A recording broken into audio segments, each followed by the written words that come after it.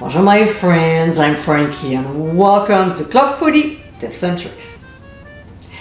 Eating healthier usually costs more, but if you're savvy with your money, a lot can be made at home, like jams, pickles, butter, vinaigrettes and salad dressings, bread, and so on, including almond meal.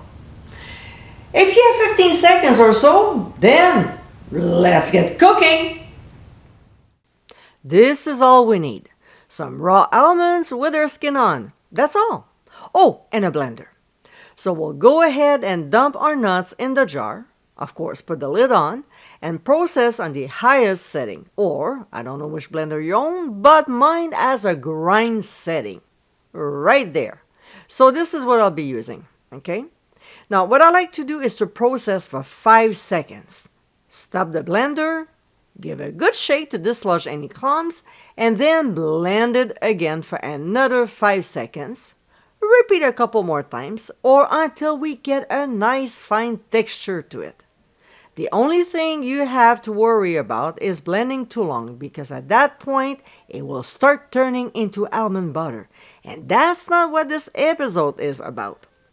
We'll transfer to an airtight container, and that's it. We've got ourselves some freshly made gluten-free almond meal.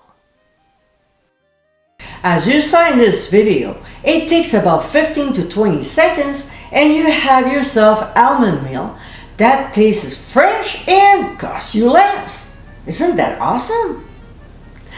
I hope you enjoyed tips and tricks of the day, and for many more, including recipes, visit clubfoodie.com.